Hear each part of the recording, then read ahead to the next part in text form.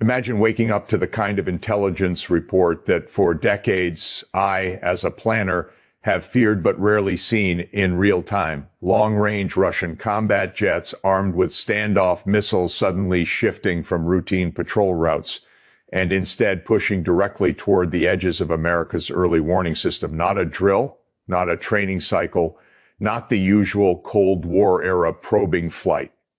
This time, the jets are moving after a NATO strike, one that Moscow publicly labeled a red line violation. And now we in Washington are quietly confronting a scenario that until 48 hours ago was considered highly improbable. And it's the speed, not just the movement, that's alarming. These aircraft changed posture within hours of the NATO operation. You don't mobilize jets like these unless you're sending the kind of message that only another nuclear power can understand. And that message is unmistakably this: Russia believes the escalation ladder is active, and the United States is now directly inside the next rung. What's happening right now is the type of crisis I believe no leader ever wants to manage in real time, because escalation, once triggered, doesn't move in a straight line. It moves like a rising tide. We don't feel it at first, and then suddenly it's at our waist, then our chest, and soon we're trying not to drown. The NATO strike that hit Russian assets wasn't the first Western action against Moscow, but it was the deepest, the most strategically painful, and the one the Kremlin interpreted as a deliberate expansion of the battlefield. Washington may call it support for Ukraine. Moscow calls it aggression against Russia. And when a nuclear power redefines the meaning of an event, every decision after that shifts with it. That's why these jets matter to me. They're not attacking, they're signaling. But signaling with nuclear-capable aircraft is not like signaling with rhetoric. When Moscow moves jets, it's because they want me in Washington to see them, track them, and factor them into every decision from this moment forward. The most important question is not why Russia moved these jets. The deeper question, the one shaping every decision I have to make tonight, is what Moscow expects to gain from this movement. Russia is not stupid. They know moving aircraft toward the U.S. triggers a massive American response. They know NORAD will go on heightened alert. They know U.S. radar networks will light up. And they know NATO will treat this as a possible pre-escalation signal. So why do it? The answer lies in something very simple. Russia wants to raise the strategic temperature so quickly, so dramatically, that Washington becomes more cautious about future NATO strikes. They want the U.S. to ask itself every single time a new operation is considered whether the next Russian response might be even more aggressive. And that type of hesitation is exactly what great powers exploit when they're under pressure. What the American public must understand is that Russia didn't send a handful of planes. They moved coordinated groups. These clusters include long-range bombers, strike fighters, and electronic warfare aircraft supported by refuelers and reconnaissance platforms.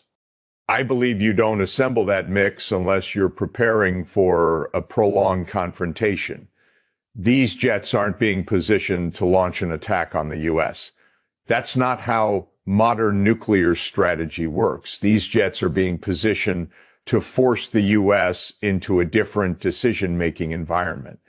And when your adversary wants you to think differently, we must assume they have the patience, the capacity, and the strategic intention to escalate further if we don't.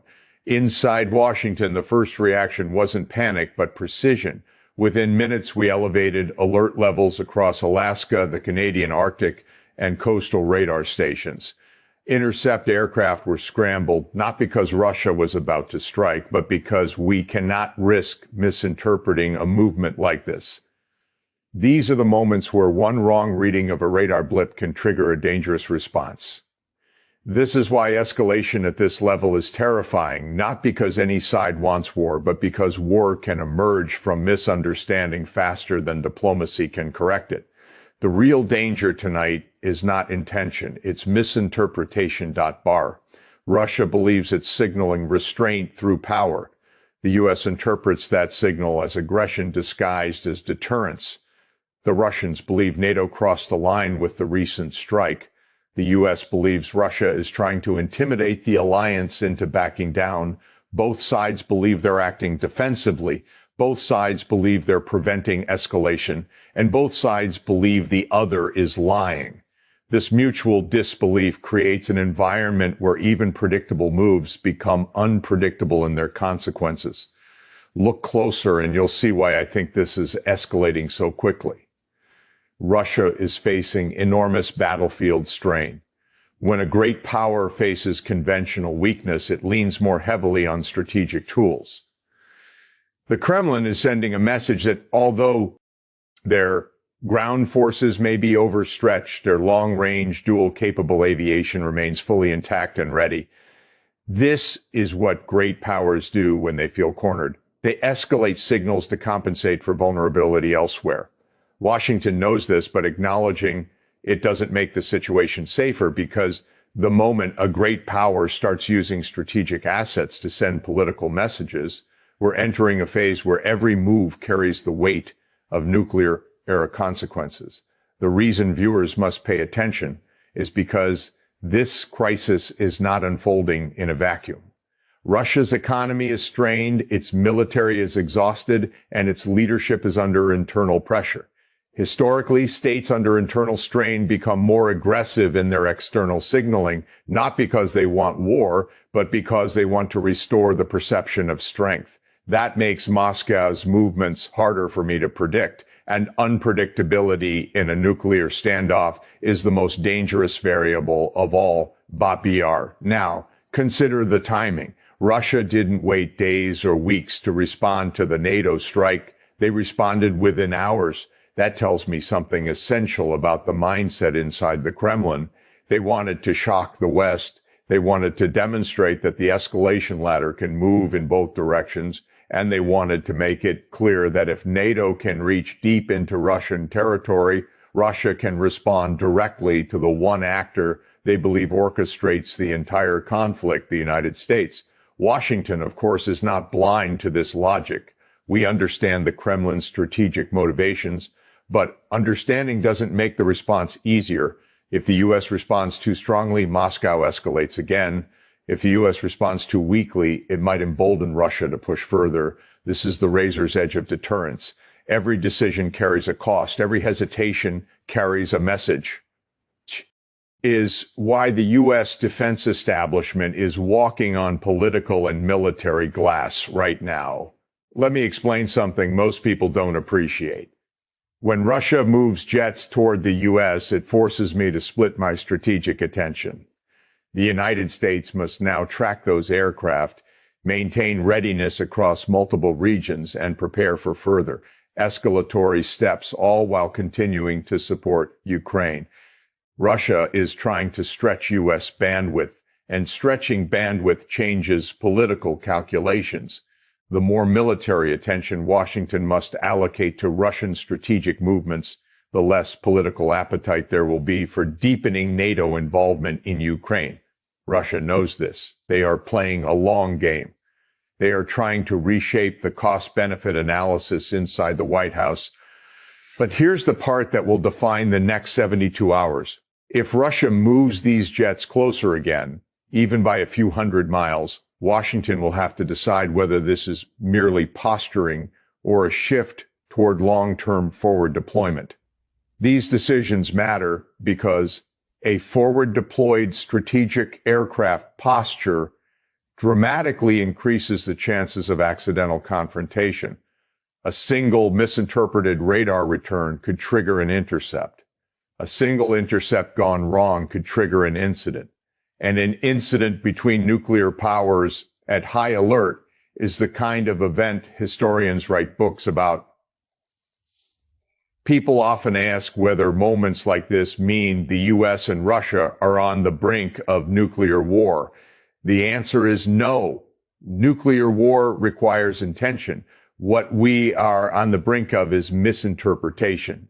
And misinterpretation is how nuclear crises begin. The Cuban Missile Crisis didn't start with missiles being fired. It started with misread intentions. The Cal 007 incident wasn't a deliberate escalation. It was a misreading. The 1983 nuclear alert in the Soviet Union wasn't a first strike. It was a malfunction interpreted as an attack. The world isn't endangered by the desire for war. It's endangered by the possibility of mistakes during moments of heightened fear. Right now, both Washington and Moscow are moving fast, reacting fast, and thinking fast. And high-speed decision-making in a nuclear environment is inherently dangerous. When I'm forced to interpret signals instantly, I amplify the risk of misreading them. That's the core danger of the current jet movements. Not that they will attack, but that they will be interpreted the wrong way in a moment of stress. The reality is that Russia is using these aircraft to send a message. If NATO deepens its strikes, Russia will expand the geographic scope of its own retaliation. They want the U.S. to understand that there's no version of escalation where Russia keeps the conflict limited to Ukraine while NATO expands its operational reach. Moscow is reasserting something basic but brutal. If we suffer escalation, you suffer escalation. And this logic is precisely why crises spiral, because each side believes the other is responsible for the next step. The coming days will reveal whether Moscow intends to sustain this posture or whether this was a one-time shock signal. If the jets settle into new forward positions, the U.S. will have to maintain a new layer of constant vigilance that drains resources, raises political stakes, and alters the long-term strategic environment. If Russia pulls them back, it may indicate they believe the signal was strong enough. Right now, neither option is guaranteed. But what Americans must understand tonight is this: we are not watching routine military movements. We are watching deliberate geopolitical messaging between nuclear powers. Russia wants Washington to feel pressure. Washington wants Russia to know it cannot intimidate NATO. And both sides are now locked in a PA turn where every move the other makes must be answered with something equally strong. This crisis isn't about jets. It's about the psychology of great power conflict. It's about fear wrapped inside confidence, strength wrapped inside vulnerability, deterrence wrapped inside escalation. Russia cannot afford to look weak. The U.S. cannot afford to look hesitant. And so both sides posture harder, signal louder, and move faster. Tonight, Russian jets are closer to the U.S. than they have been in years. Tonight, Washington is on high alert. And tonight, the world is watching the most dangerous ingredient in modern geopolitics take shape. Two nuclear powers convinced that the other is the reason escalation is unavoidable. And that historically is the moment when the risk is greatest, not because anyone wants war, but because both sides believe they must act before the other does. And once a crisis reaches that point, even the smallest misstep, one misread radar ping, one misinterpreted maneuver, one overreaction, can become a turning point with consequences measured not in miles or missiles, but in history itself.